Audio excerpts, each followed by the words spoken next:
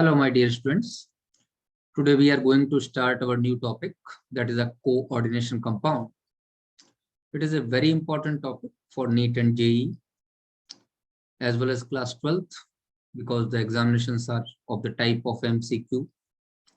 The pattern has changed. And this chapter of the inorganic chemistry is fully conceptual और ज्यादातर quantity में questions पिछले कुछ सालों से इससे पूछे गए। तो बेटे केमिकल बॉन्डिंग का थोड़ा बहुत पार्ट आपको अच्छे से आना चाहिए। उसके बाद एक जो है वैसे बहुत ज्यादा केमिकल बॉन्डिंग से रिलेटेड जो है टॉपिक नहीं है, लेकिन हाँ कुछ पार्ट इसका केमिकल बॉन्डिंग से रिलेटेड है, तो थोड़ा सा 11th वाला पार्ट याद करके रखिए। Let's start our topic. What are coordination compounds? How these are formed? And what do you mean by the term coordination compound? सबसे बड़ी बात यही है। तो चलिए पढ़ते हैं, स्टार्ट करते हैं अपना टॉपिक बेटे।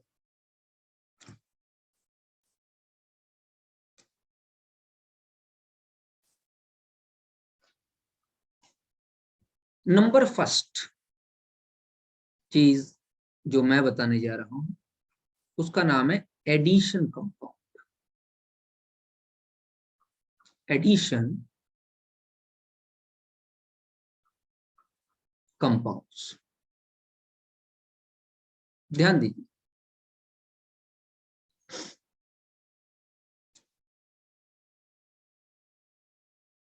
डेफिनेशन है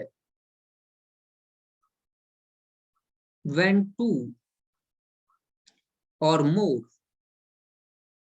simple salts are allowed to combine with each other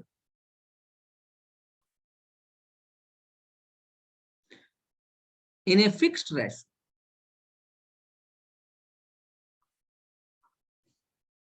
to form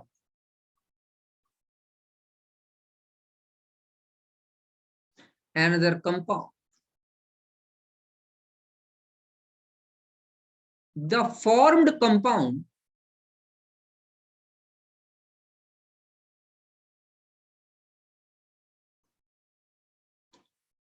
is known as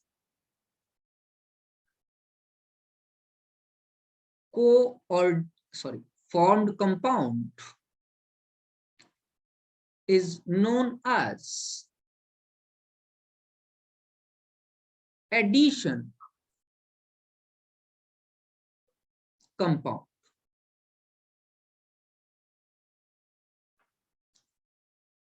These are of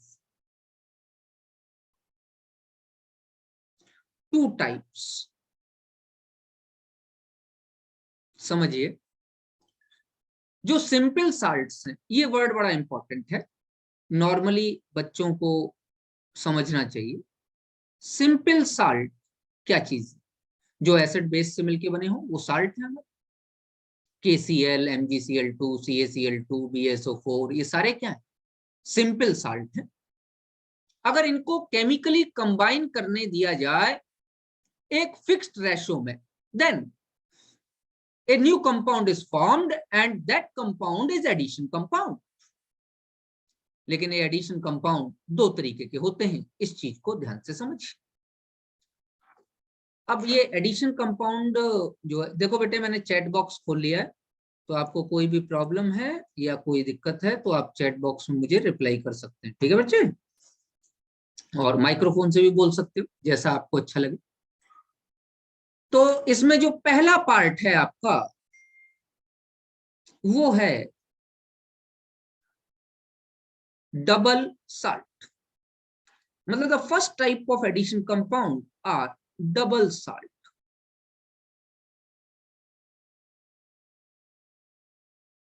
What are double salts? Those addition compounds, those addition compounds in which the simple salts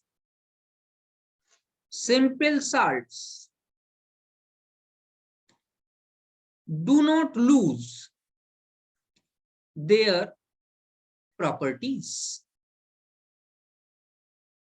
and these gives test of all the ions present in them in aqueous media are known as double salts.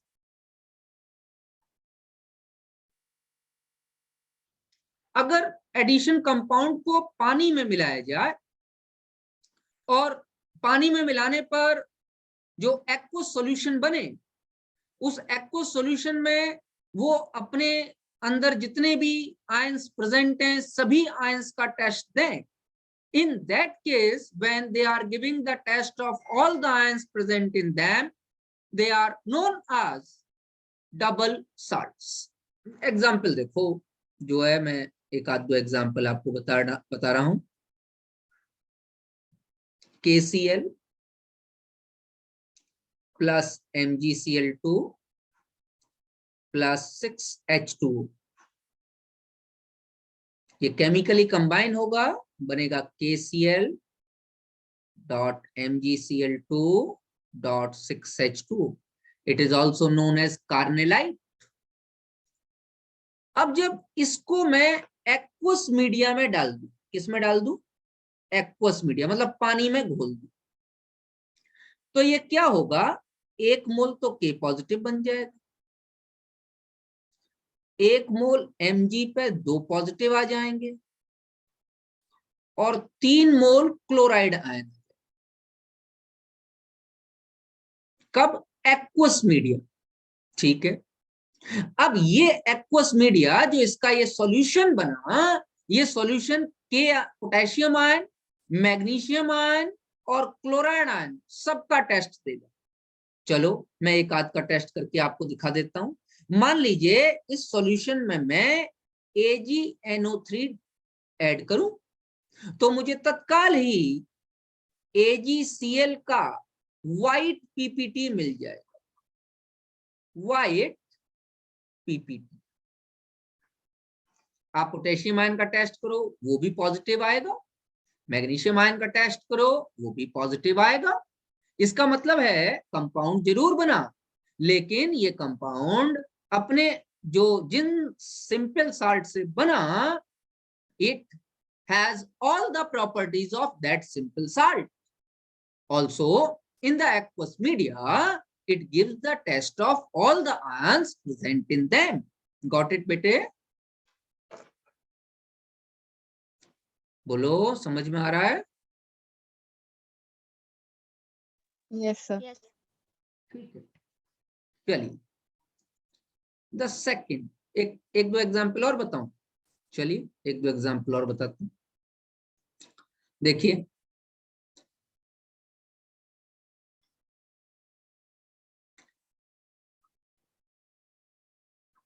NH4 का whole twice SO4 plus FeSO4 plus 6H2. ध्यान दीजिएगा, मैंने कहा addition compound में एक fixed quantity में add करेंगे, एक फिक्स्ड रेशो में मिलाएंगे. रेशो है 1 मोल अमोनियम सल्फेट 1 मोल फेरस सल्फेट, बन जाएगा FeSO4 इंटू NH4 का whole twice SO4 into 6H2O. इसको कहते हैं मोहर्स साल्ट. जैसे उसको कार्नेलाइट कहते थे ना, मोहर्स साल्ट. अक्षय, आपको समझ में आ रहा है बेटे? Yes sir. इसको मोहर साल्ट, इसको फेरस अमोनियम सल्फेट भी कहते हैं। इसका टाइट्रेशन आप लोगों ने क्लास 12th में किया होगा। समझ में आता कि नहीं आगे? ऑक्जेलिक एसिड डाल के आपने इसका टाइट्रेशन, और NaOH के साथ इसका टाइट्रेशन जो करते हैं, इसका टाइट्रेशन किया होगा आप लोग।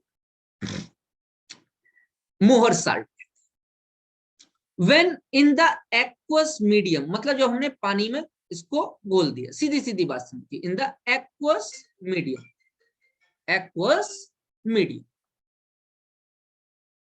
किसी चीज को अगर आप बेटा वाटर में डिसॉल्व कर दोगे तो उसको एक्वस मीडिया कहा जाता है। तो चलिए डिसॉल्व कीजिए, क्या बन जाएगा बेटा? Fe2 पॉजिटिव बन जाएगा,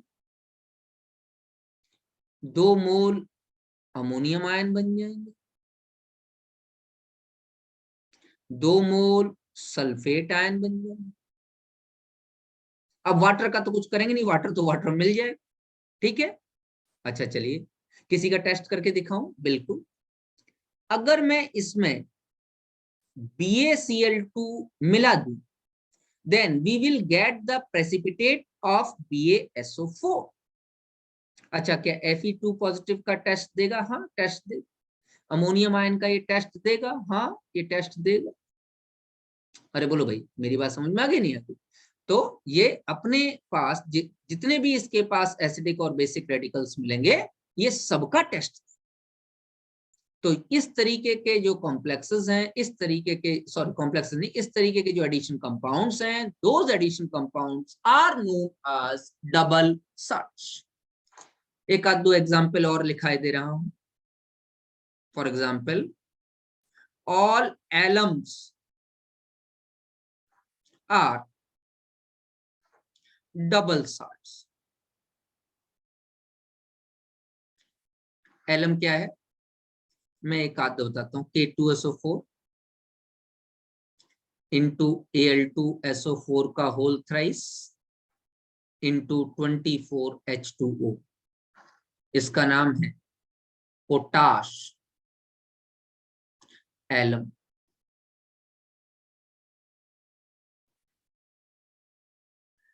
पोटाश एलम हिंदी में फिटकिरी कहते हैं बेटा।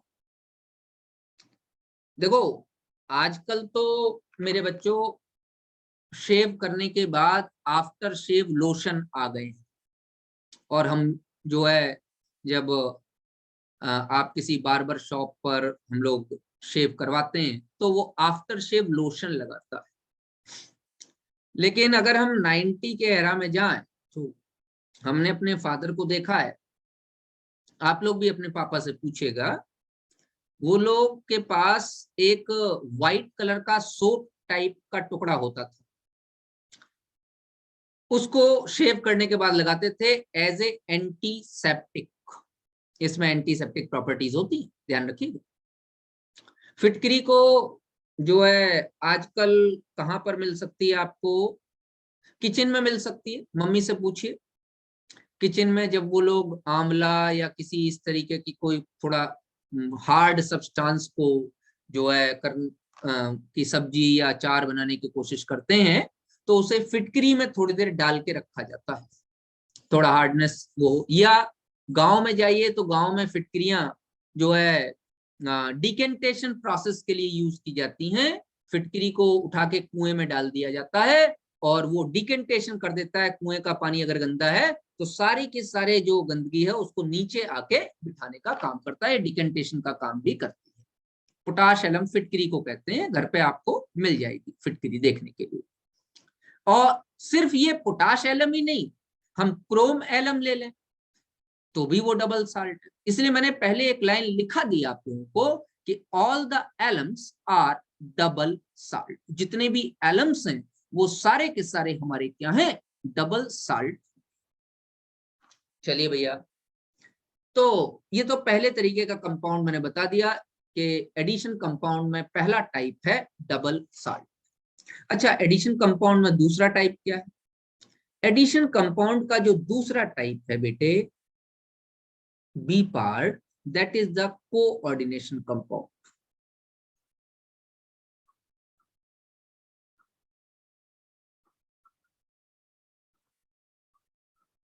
और इसी को कहते हैं कॉम्प्लेक्स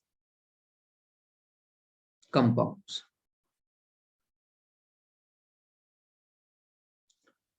कोऑर्डिनेशन कंपाउंड्स या complex compounds.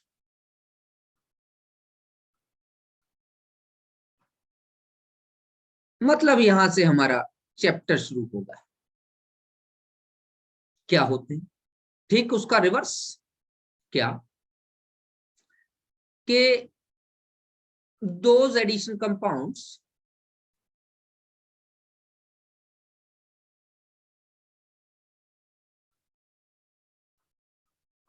which do not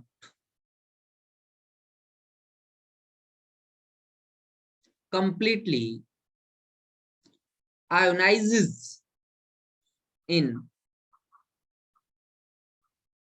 aqueous solution and also not give the test of all the ions। मेरी बात ध्यान से समझिएगा। present in the compound, मैं present in the aqueous solution नहीं कह रहा, प्रेजेंट इन द कंपाउंड कह रहा हूं। क्यों? वो आयनाइज ही नहीं होगा। जब आयनाइज ही नहीं होगा तो सारे आयंस प्रेजेंट कहां से होंगे? जब एक्वस सॉल्यूशन वो 100% आयनाइज नहीं हो रहा तो एक्वस सॉल्यूशन कुछ पार्ट बच जाएगा जो नॉन आयनाइज बच जाएगा, और उस नॉन आयनाइज पार्ट के अंदर जितने भी आयंस होंगे उसका वो टेस्ट नहीं दे। जरा एग्जांपल देखते हैं। 4 mole KCN plus FeCN whole twice मिलके बनेगा एडिशन कंपाउंड K4FeCN होल 6। ध्यान दीजिएगा बच्चों, ये स्क्वायर ब्रैकेट बनाया मैंने बाहर। इस स्क्वायर ब्रैकेट को कोऑर्डिनेशन स्फीयर कहा जाता है, और इसके बाहर ये K पॉजिटिव लगा हुआ है न्यूट्रलाइज करने के लिए। अगर मैं इसका एक्वस सॉल्यूशन बनाऊं बेटे,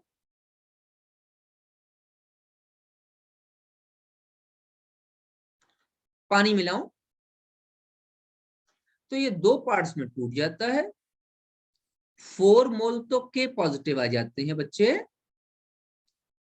और FeCN होल 6 पर 4 निगेटिव आ जाते हैं बेटे। 4 मोल K पॉजिटिव और FeCN होल 6 पर 4 निगेटिव आ जाते हैं। क्या ये कोऑर्डिनेशन स्फीयर नहीं टूटेगा? जी हाँ, नहीं टूटेगा, ये आयनाइज होगा ही नहीं।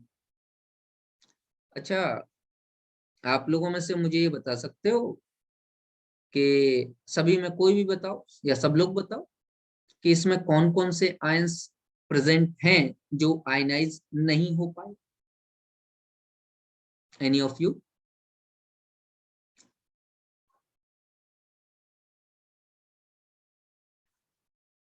अगर मैं ध्यान से देखूं तो यहाँ पर फेरस आयन प्रेजेंट है। नहीं, K पॉजिटिव तो आयनाइज कर दू। हाँ मैं, this is correct, cyanide ion भी प्रेजेंट। तो यहां लिखना, here the solution will not give the test of Fe2 positive and Cn negative। अगर कोई और प्रॉब्लम है तो इधर जरा ध्यान से देखिए, यही तो आयन था FeCN होल 6 पर 4 निगेटिव। कैसे निकाला है Fe2 पॉजिटिव? इसमें आयरन का ऑक्सीजन स्टेट निकालना है। Let us consider it is X। Cyanide पर 1 निगेटिव होता है तो -6 बराबर है ऊपर जो चार्ज लगा है -4। तो x बराबर +2, बोलो भैया। तो Fe पर क्या आ गया, 2 पॉजिटिव आ गया, और साइनाइड पे क्या आ गया, निगेटिव आ गया। ये 2 आयंस कोऑर्डिनेशन स्फीयर के अंदर हैं, जिनका टेस्ट सॉल्यूशन नहीं देगा। आपको समझ में आ रहा है? बढ़िया। अक्षय, आप चैट बॉक्स में वाई टाइप कर सकते हो या मुझे बता सकते हो कि आपको ये बात समझ में आ गई। मैं अगला एग्जांपल दूंगा बेटे।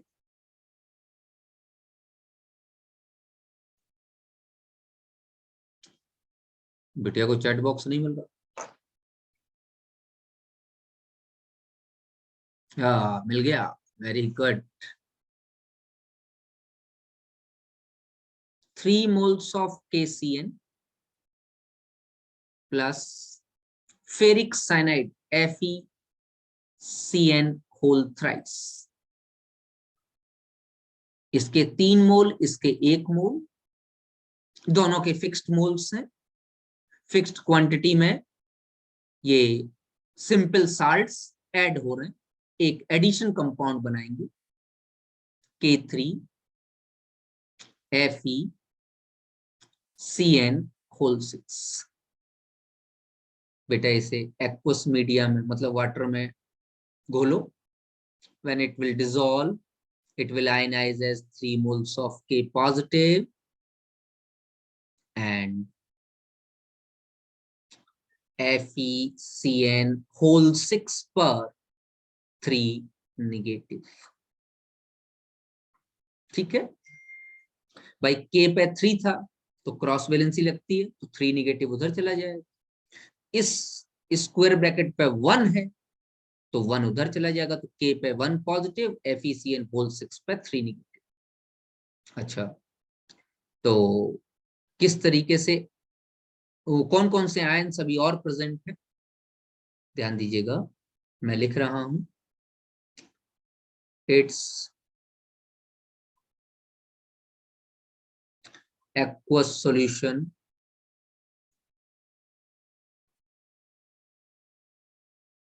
does not give the test of Fe3 positive and Cn negative। निकाल पाए बच्चों? FeCN6 पर 3 नेगेटिव है, ये कॉम्प्लेक्स आयन है, ये आयनाइज नहीं होगा, बिल्कुल नहीं होगा। Fe पे कौन सा चार्ज है, Fe पर x मान लो, साइनाइड पर -1 मान लो, तो -6 बराबर -3, तो हमारे पास आ गया Fe3 पॉजिटिव। और इसमें कौन सा आयन है, और इसमें एक आयन है Cn ion.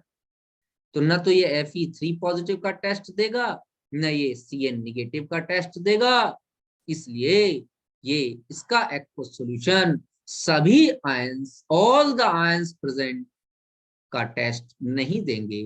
That is the reason it these are known as complex compounds और कोऑर्डिनेशन कंपाउंड्स। चलिए एक दो बातें और पढ़ लेते हैं कोऑर्डिनेशन कंपाउंड के बारे में। कोई भी एक एग्जाम्पल लेते हैं, थोड़ी सी बातें करते हैं। एग्जाम्पल है K4FeCN6, जिसके बारे में आप पढ़ चुके। ध्यान दीजिएगा, ये वाला जो स्क्वायर ब्रैकेट है इसको कहते हैं कोऑर्डिनेशन स्फीयर। अच्छा, अगर ब्रैकेट स्क्वायर है तो इसको स्फीयर क्यों कहा गया? स्फीयर तो गोलाकार होता है, पूरा गोल, जैसे basketball, volleyball, it is a sphere, cricket ball, it is a sphere. तो स्फीयर क्यों कहा गया? लिख देते कोऑर्डिनेशन स्क्वायर। नहीं, स्क्वायर नहीं लिख सकते बेटे, क्योंकि ये जो कॉम्प्लेक्स है, ये कॉम्प्लेक्स 3D में अरेंज्ड है। और वो 3D का पूरा स्ट्रक्चर को हम लोगों ने एक स्क्वायर ब्रैकेट में क्लोज किया है। समझ में आता है नहीं? वो 3D स्ट्रक्चर है इसके, इसलिए मैंने कहा था थोड़ा सा केमिकल बॉन्डिंग ध्यान रखना। इसका ऑक्टाहेड्रल ज्योमेट्री होगी और ये 3D स्ट्रक्चर में अरेंज होगा। उस पूरे 3D को घेर के पॉजिटिव लगे होंगे, इसलिए इसको स्फेयर का। चलिए, कोऑर्डिनेशन स्फेयर के अंदर जो डी ब्लॉक एलिमेंट हमको दिखाई दे रहा है वो central metal atom. Central metal atom, ठीक है। और जो सेंट्रल मेटल एटम के साथ लगे हुए एटम या स्पीसीज हैं, those species are known as ligands. इन स्पीसीज को लिगेंड्स कहते हैं। तो कोऑर्डिनेशन स्फीयर समझ में आ गया, लिगेंड समझ में आ गया और सेंट्रल मेटल एटम समझ में आ गया। ध्यान दीजिएगा, यहाँ एक चीज मैं लिखाई दे रहा हूं, note.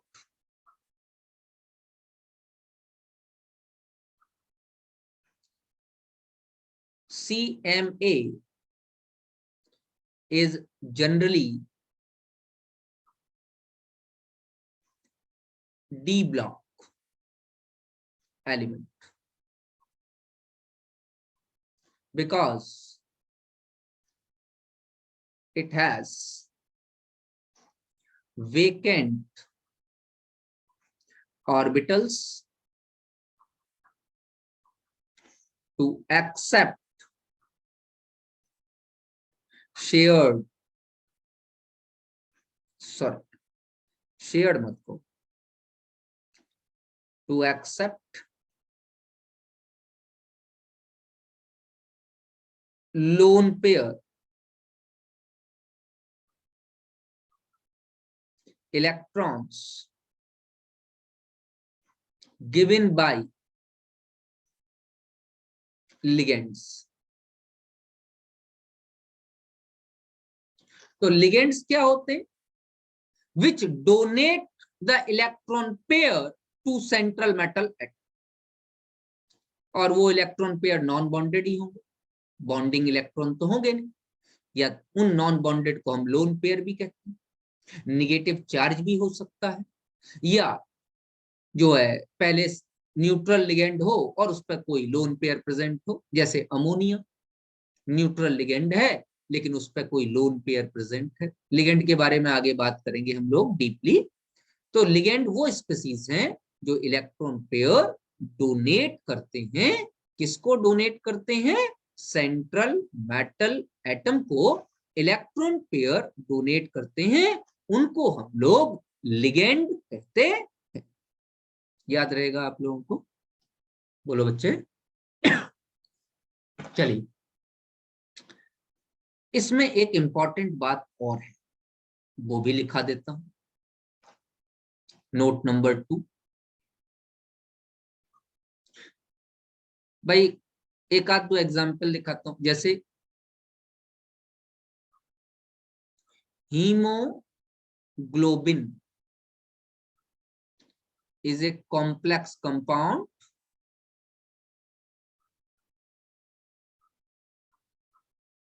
having iron as a central metal atom।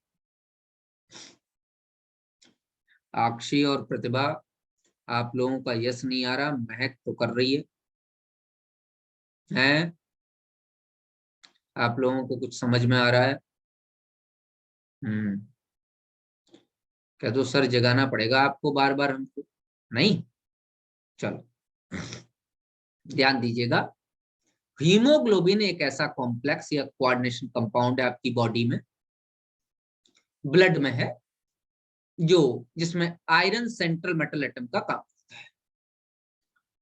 आपने देखा होगा कि if the patient is anaemic, the doctor provided the tablets of iron, iron tablets जो है उसको प्रोवाइड करता है। To increase the haemoglobin. इसी तरीके से, और आयरन जो है एक डी ब्लॉक एलिमेंट है। ठीक है बेटे, चलिए, क्या ऐसा भी कोई कॉम्प्लेक्स पॉसिबल है जिसमें D block element central atom न हो? हाँ है, क्लोरोफिल।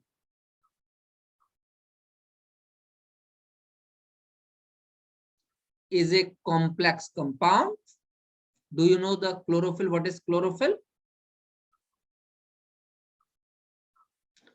या सारे जेई वाले हो तो क्लोरोफिल आप लोगों को नहीं आता है? सारे के सारे जेई देने जा रहे हो हैं? तो कहो सर बायो वालों से क्लोरोफिल पूछो, हमसे काहे को क्लोरोफिल पूछ रहे हो? हैं? हम तो जेई देने जा रहे हैं। ठीक है, क्लोरोफिल ग्रीन कलरिंग मटेरियल होता है जो प्लांट्स में प्रेजेंट होता है, ठीक है ना, which is responsible for the photosynthesis. Chlorophyll is a complex compound in which magnesium acts as central metal. Complex compound है क्लोरोफिल, जिसमें मैग्नीशियम सेंट्रल मेटल एटम की तरीके से काम करता है। तो ये एक जनरल डिस्क्रिप्शन था आपका कॉम्प्लेक्स कंपाउंड्स का।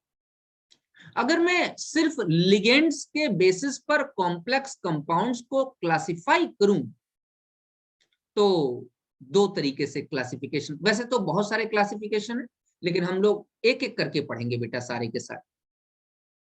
तो पहली बात तो ये एक बुलेट बनाए दे रहा हूं,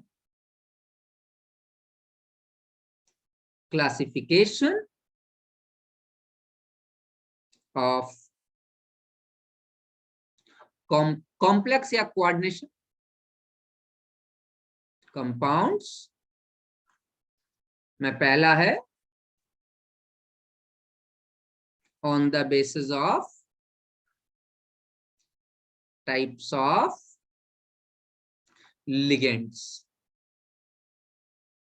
और लिगेंड के बारे में मैंने बताया, ligand are those species which donate electron pair to central metal atom। और मैंने ये भी कहा हम आगे बात करेंगे लिगेंड के बारे में, बिना लिगेंड के बारे में बात किए तो हम पढ़ ही नहीं सकते। सबसे पहले लिगेंड की बात करनी पड़ेगी। पहले मैं इसके टाइप्स लिखा देता हूं। पहला classification on the basis of ligands है, टाइप ऑफ लिगेंड्स। उसमें नंबर 1 है homoleptic complexes. What are homoleptic complexes? Which have, अच्छा ये पढ़ लोगे ना, मैंने हैव लिखा है, पूरा लिखूं? पूरा लिख रहा हूं, पूरा लिख रहा हूं, पूरा लिख रहा हूं। which have only one type of ligand।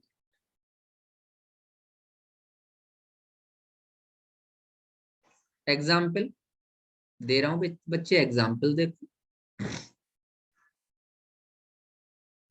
Example है K4FeCN6। only cyanide is present as a ligand। Number of cyanide तो 6 है, लेकिन सिर्फ एक ही टाइप का लिगेंड। इसी तरीके से इसका नाम है पोटेशियम फेरोसाइनाइड, कॉमन नेम है पोटेशियम फेरोसाइनाइड। अच्छा रहेगा, याद कर लो। मैं कह रहा हूं CuNH3(4)SO4। इसका नाम है स्विट्जर्स साल्ट। तो इसमें भी जरा ध्यान से देखिए, कॉपर से जो लिगेंड लगे हैं वो एक ही टाइप के लिगेंड है। क्या लगा हुआ है? अमोनिया, चारों अमोनिया ही लगे।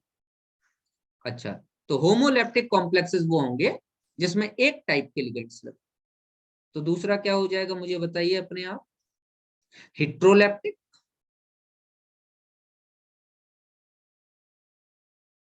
हेट्रोलैप्टिक कॉम्प्लेक्सेस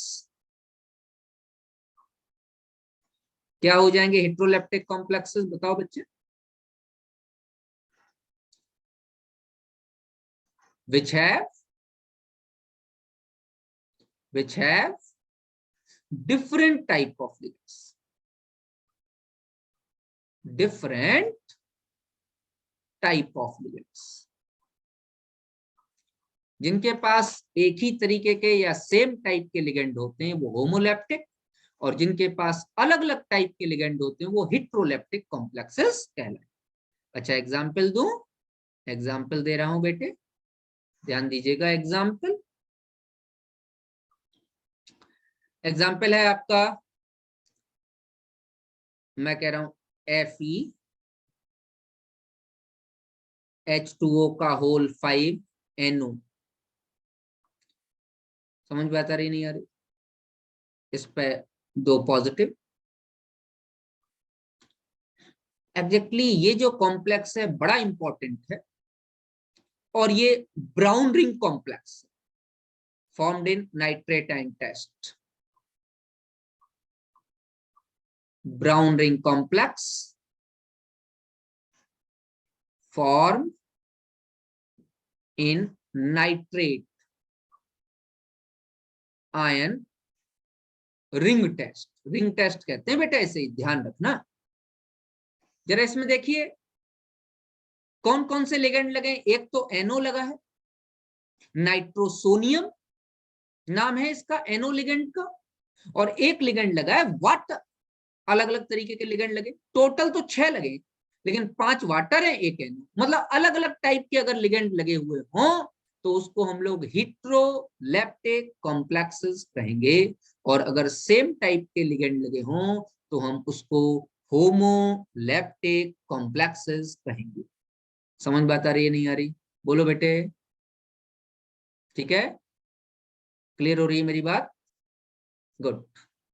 तो ये मैंने अब आज आपको जनरल बातें, जनरल क्लासिफिकेशंस बताए किसके बारे में बेटे? जो है कॉम्प्लेक्स कंपाउंड्स के बारे में, ठीक है ना?